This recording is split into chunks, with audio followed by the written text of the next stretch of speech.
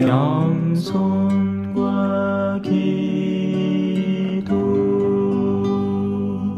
천미예수님, 그때 사도들이 주님께 저희에게 믿음을 더하여 주십시오 하고 말하였다. 그러자 주님께서 이르셨다.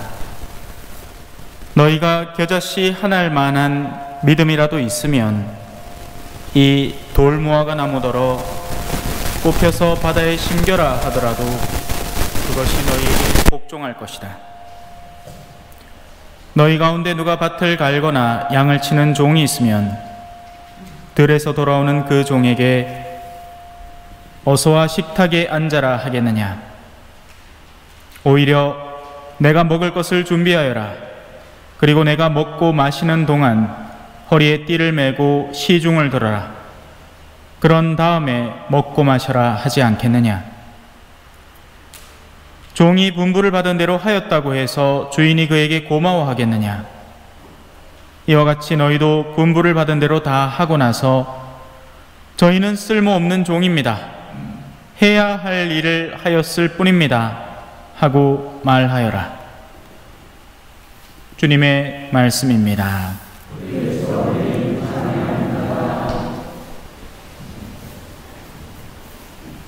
천미예수님, 오늘따라 마이크에 이 하울링이 좀 심하네요. 이제 된 것 같습니다. 믿음을 조금만 살펴보겠습니다. 시작부터 믿음으로, 경상도는 믿음으로, 발음 잘 못하죠, 그죠? 믿는다는 건 뭘까요? 사실 믿기에 살아가는 우리들입니다. 믿음이 없으면 우리는 모든 것이 다 무너지게 됩니다. 오늘 오전에 무슨 국민체육대회 했다죠. 저는 이제 사목회의 때문에 못 갔는데 맨날 몇 시에 모여서 합시다 했는데 한 사람은 9시에 오고 한 사람은 10시에 오고 한 사람은 11시에 오고 한 사람은 다음날 와보고 이렇게 하면 약속이 깨지는 거죠. 그러면 아무것도 안 됩니다. 내가 1,000원이라는 돈을 주면 1,000원의 물건을 받기를 믿기에 우리는 화폐 체계도 그렇게 되는 겁니다. 지금 환율이 거의 진짜 미친 듯이 오르고 있죠. 전에는 철강을 100달러 주고 그러니까 내가 100만 원의 돈을 주면 철강 한 덩어리를 사왔는데 지금은 140만 원을 줘야 똑같은 철강을 사온다. 순식간에 바뀌어버리는 거예요. 화폐라는 신뢰 체계가 흔들리고 있는 거죠. 믿음은 우리 사회의 기초입니다. 서로 신뢰하기에, 그래서 인간은 이 믿음이라는 걸 알아요. 모르지 않는단 말이에요. 우리가 살아가는 데는 믿고 의지하는 영역이 존재를 합니다. 오늘 가도 그렇게 될 것이고 내일 가도 그렇게 될 것이다 라는 걸 믿고 시작을 하는 거죠. 하지만 인간의 한계는 여기까지입니다. 세상 안에서의 믿음만을 지고 살아가는 사람이 있습니다. 그러면 이 사람은 그 세상 안에서 아둥바둥 살아갑니다. 그리고 그 믿음 체계 속에서 가장 핵심의 힘을 가진 게 뭘까요? 바로 돈이 됩니다. 그래서 이 사람은 돈을 믿는 사람이 됩니다. 최종적으로 돈을 벌어 놓으면 이 돈이 나의 늙음하게도 굉장한 힘이 되리라. 근데 그렇게 됩니까? 여러분, 자녀 리스크 들어봤어요? 자녀 리스크. 어른들이 계획을 짭니다. 내가 한 65세 때 은퇴를 해가 그때부터는 이 은퇴 자금을 가지고 전원의 주택을 멋진 걸 지어갖고 그래서 요래요래 살면 되겠다 했는데 어느 날 첫째 아들이 또 가고 아버지요, 내가 있습니까? 사업을 하다가 아이고 그만 안 되시는데 이대로 가는데 깜빡갑니다. 도와주이소. 가만 어쩌겠어요, 그죠? 깜빡 못 했겠습니까? 도와줘야지. 그게 자녀 리스크입니다. 신학교를 보내놨으면 좋을 낀데, 그죠? 리스크 하나도 없이. 리스크는 커녕 도로 명절 때만 되면 과일 갖다 줘, 반찬 갖다 줘.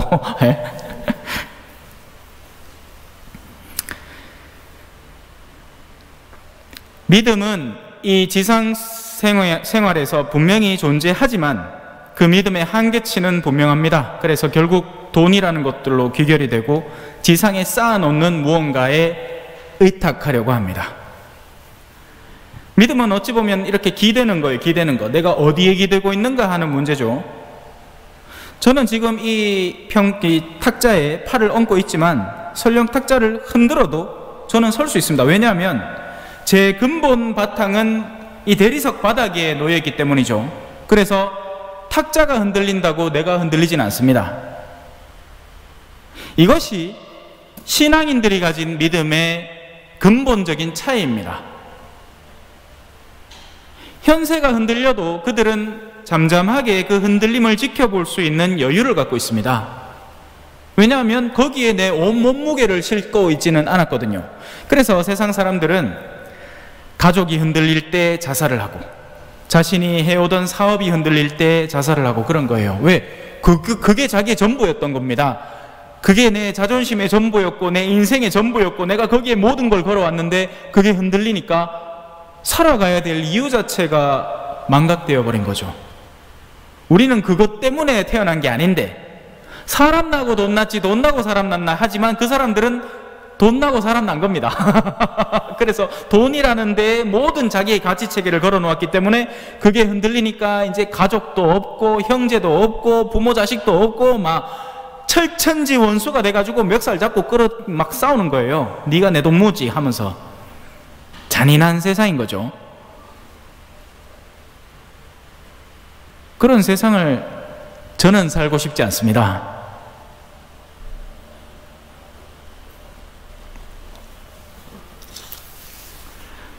오늘 일독서 안의 내용이에요. 제가 언제까지 폭력이다 하고 소리쳐야 합니까? 어찌하여 제가 불의를 보게 하십니까? 어찌하여 제가 재난을 바라보아야 합니까? 제 앞에는 억압과 폭력뿐, 이는이 시비요 생기는이 싸움뿐입니다. 이런 집안 경험해 보셨는지 모르겠습니다. 명절 때만 모이마 서로 보듬고 아껴주고 이게 아니고 자랑에 쌓고 지가 뭐 잘났다고 자식이 뭐 했다고 그 하다가 그 자존심 그 하나 때문에 말 한마디 잘못해가지고 틱 터져가지고 빵 무슨 빅뱅 폭발하듯이 가족 안에 싸움이 미친 듯이 일어나는 집안들, 콩가루 집안이죠. 그들의 가치체계는 전적으로 세상의 믿음에 근거하는 겁니다. 그러니 내 이는이 시비요 생기는이 싸움뿐인 거죠. 다른 가치체계, 다른 믿음의 체계, 자기가 좀 여유롭게 주변을 바라볼 수 있는 근본 바탕이 없기 때문입니다. 불쌍한 사람들입니다. 못들어지게 살지 몰라요. 겉으로는 화려한 삶을 유지할지 모르지만 영혼이 항상 불안한 거죠. 그래서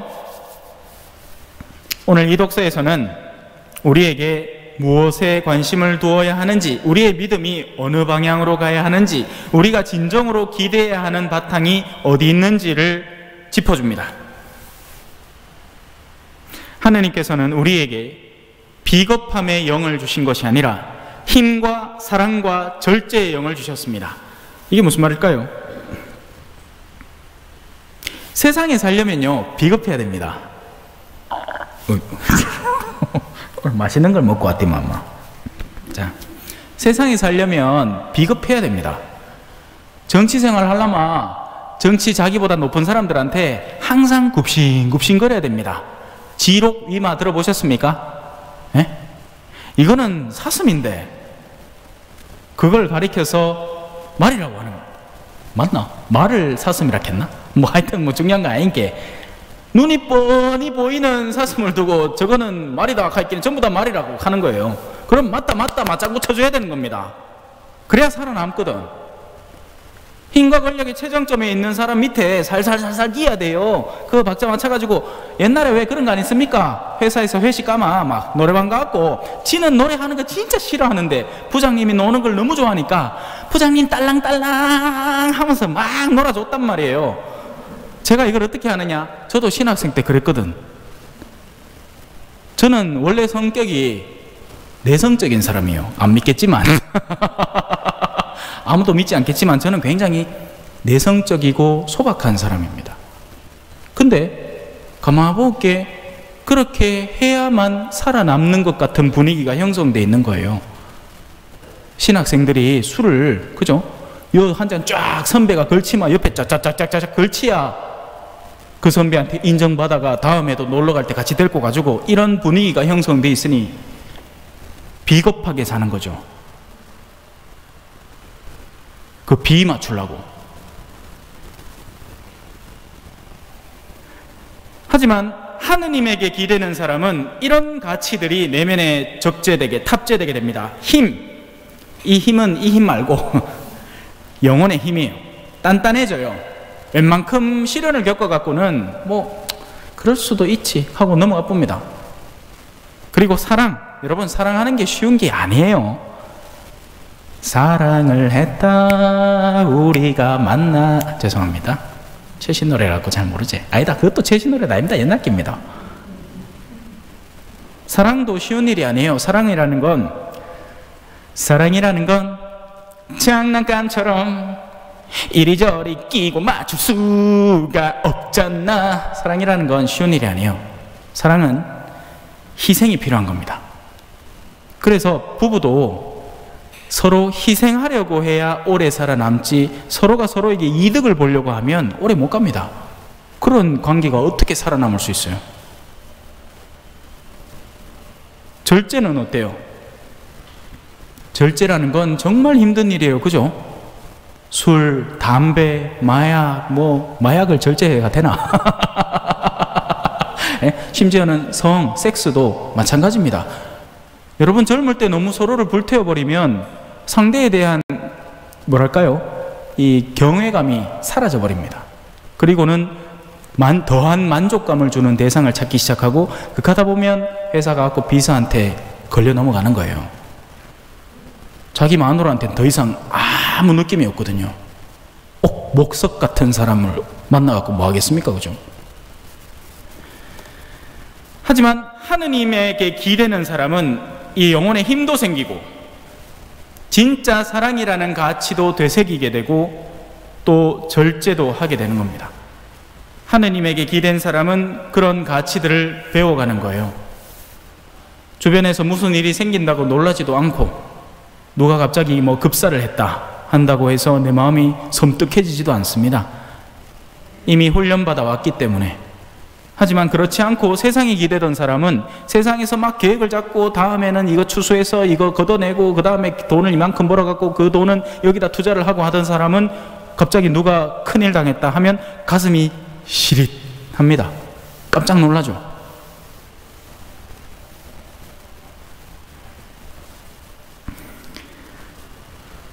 믿음의 근거점을 세상의 중심에서 영원으로 바꾸지 않으면 우리는 계속해서 그런 시달림 속에서 살아가게 될 겁니다.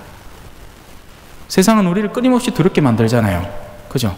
지금은 뉴스라는 게 그렇지 않습니까? 뉴스라는 건 우리한테 자극을 줘야 자기들이 돈 버는 시스템으로 되어 있습니다. 뉴스도 결국 광고주의 의사에 맞춰서 만들어내는 것들이고, 누가 스폰서가 되느냐에 따라서 그에 상하는 뉴스를 쏟아내죠. 왼쪽은 왼쪽대로, 오른쪽은 오른쪽대로 그럽니다.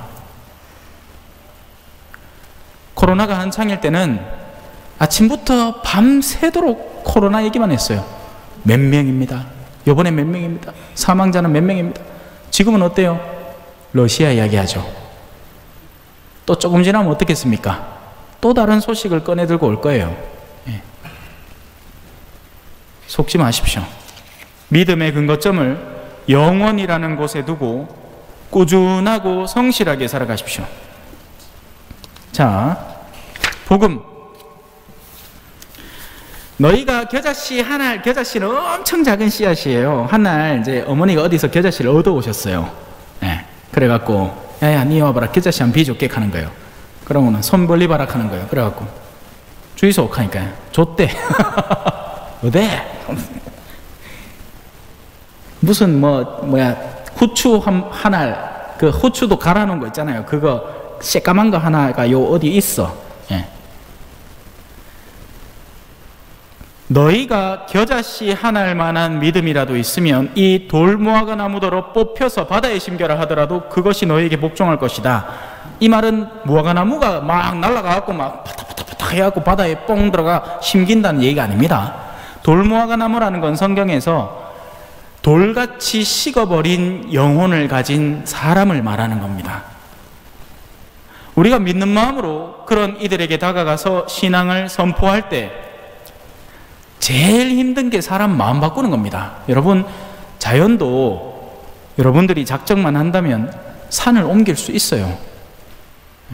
오늘 우리가 노래한 것처럼 옛날에 인도에 그 사람 있다죠. 자기 아내를 업고 아파가지고 병원에 데리고 가야 되는데 직진으로 가면 몇 킬로 안 되는 길인데 산이 가로막고 있어가지고 그거를 둘러간다 하다가 아내가 죽어 붙는 기라.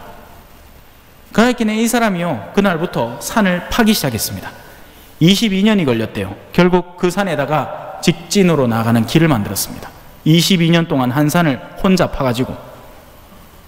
사람의 마음은 대단합니다. 원하면 못할 일이 하나도 없어요.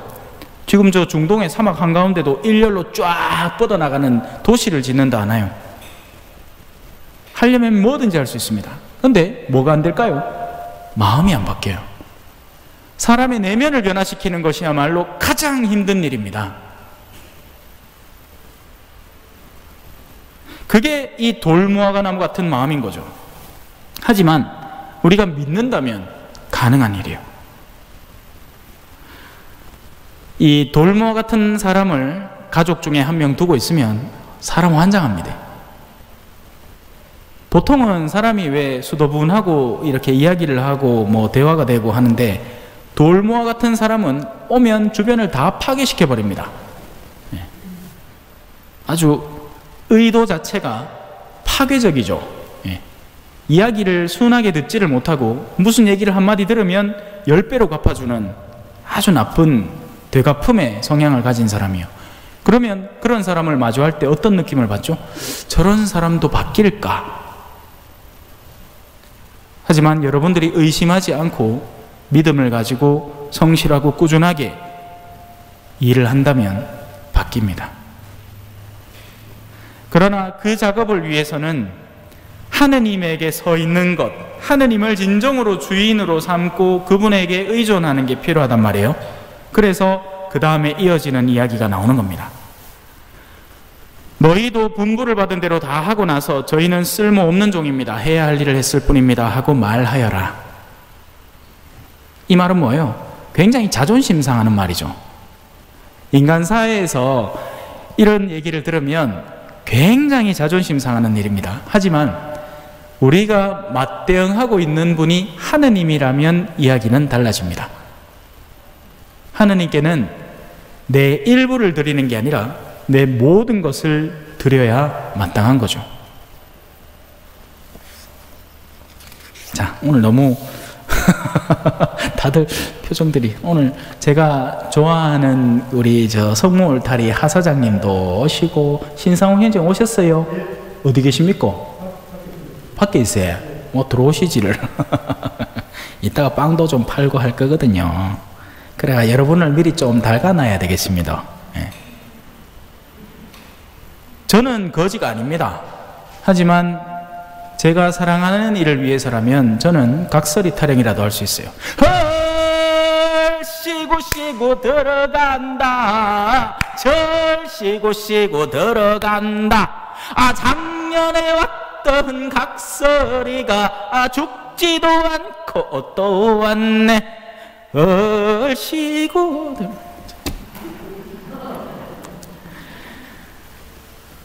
믿는다는 건요, 믿기 때문에 저한테 온 겁니다. 그리고 저는 저분을 믿기 때문에 그분이 하는 일을 도와주려고 애를 쓰는 거고요.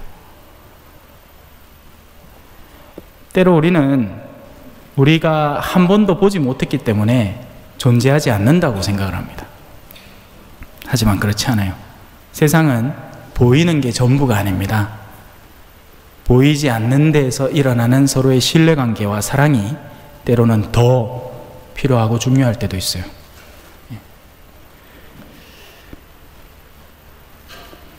오늘 복음 한 호송의 말씀입니다. 주님의 말씀은 영원하시다. 바로 이 말씀이 너희에게 전해진 복음이다. 아멘. 찬미 예수님, 겸손과 기도.